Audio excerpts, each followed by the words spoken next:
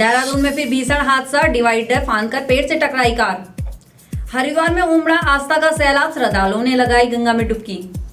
गौरक्षा विभाग ने निराश्रित गौवंश को पहनाए रेडियम बेल्ट, रात में सड़क दुर्घटना से होगी सुरक्षा। हरिद्वार में पुलिस इंस्पेक्टर और उप निरीक्षकों के ट्रांसफर, जल्द चार्ज लेने के निर्देश। डॉक्टर की हत्या के मामले में 3 बदमाश मुठभेड़ के बाद गिरफ्तार, पैर में गोली लगने से 2 बदमाश घायल।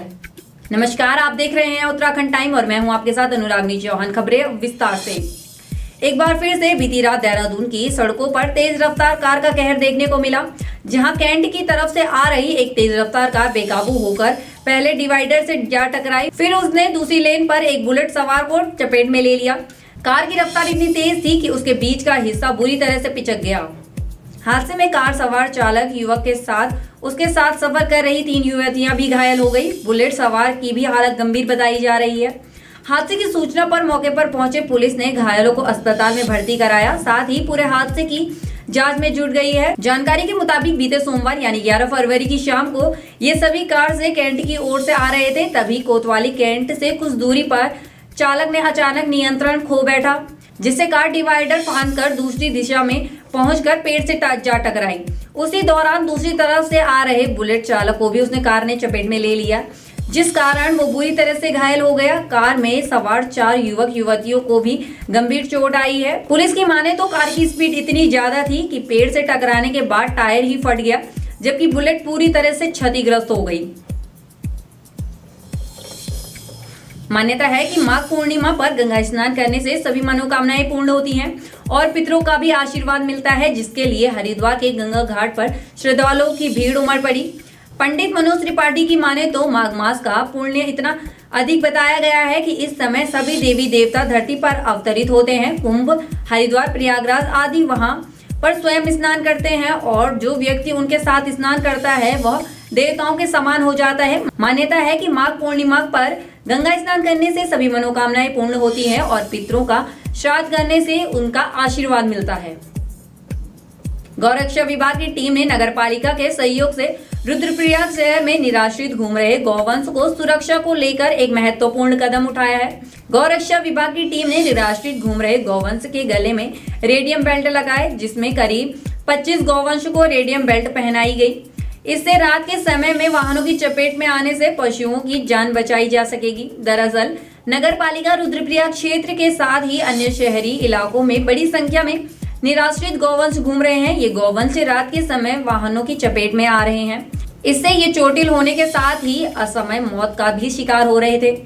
ऐसे में गौरक्षा विभाग की ओर से नगर पालिका में इन निराश्रित गौवंशों की जान बचाने को लेकर इनके गले में रेडियम बेल्ट लगाने का निवेदन किया गया। गौरक्षा विभाग की मांग पर नगर पालिका की ओर से रेडियम बेल्ट उपलब्ध कराए गए। बीते मंगलवार रात के समय गौरक्षा विभाग की टीम ने नगर पालिका के सफाई कर्मियों के सहयोग से रुद्रप्रयाग शहर में निराश्रित घूम रहे गौवंश पशुओं के गले में रेडियम बेल्ट बांधे।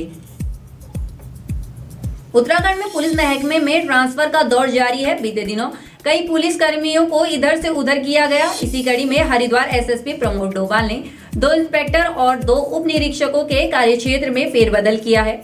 रुड़की सिविल लाइन कोतवाली में आईपीएस की तैनाती के चलते यहां से इंस्पेक्टर नरेश बिष्ट को एक बार फिर हरिद्वार एसओजी की कमान सौंपी गई है, जबकि उप निरीक्षक भगवान मेहर को बुग्गावाला थानाध्यक्ष बनाया गया है। उप निरीक्षक भगवान मेहर के जिले में आने से पहले ही उनके बुग्गावाला थानाध्यक्ष बनने की चर्चाएं शुरू हो गई थी। लिस्ट आने पर यह चर्चा और कयास सही साबित हुई। यहां से उप निरीक्षक मनोज शर्मा को वरिष्ठ पुलिस अधीक्षक कार्यालय का वाचक बनाया गया है। वहीं एसओजी प्रभारी रहे इंस्पेक्टर दिग्पाल कोहली को सरसाक भेजा गया है। एसएसपी के जनसंपर्क अधिकारी विपिन चंद्र पाठक ने बताया कि बेहतर कानून व्यवस्था बनाए रखने के लिए हरिद्वार एसएसपी प्रमेंद्र डोभाल ने रेगुलर ट्रांसफर किए हैं।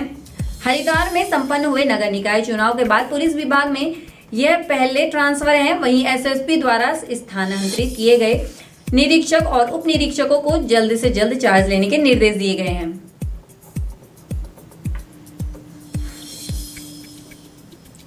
हरिद्वार के जिला अस्पताल संविदा चिकित्सक डॉक्टर गोपाल गुप्ता की हत्या में शामिल 3 आरोपियों का बीती देर रात बहादुरपुर पुलिस से आमना सामना हो गया। चेकिंग के दौरान रोकने पर आरोपियों ने पुलिस पर फायरिंग झोंक दी। जवाबी फायरिंग में 2 बदमाशों के पैर में गोली लग गई।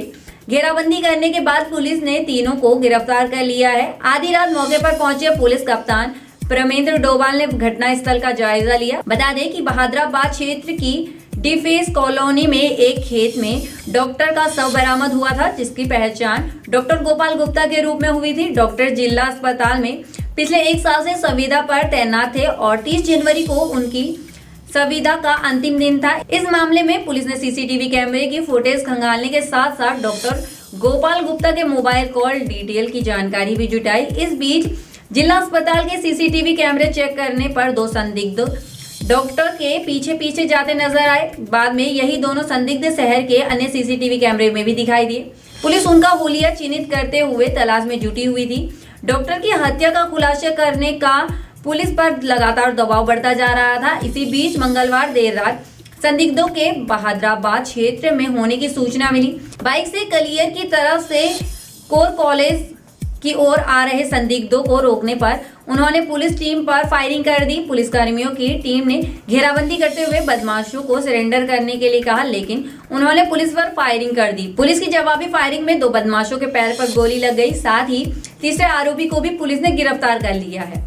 बाकी की तमाम खबरों के लिए बने रहे उत्तराखंड टाइम पर। धन्यवाद।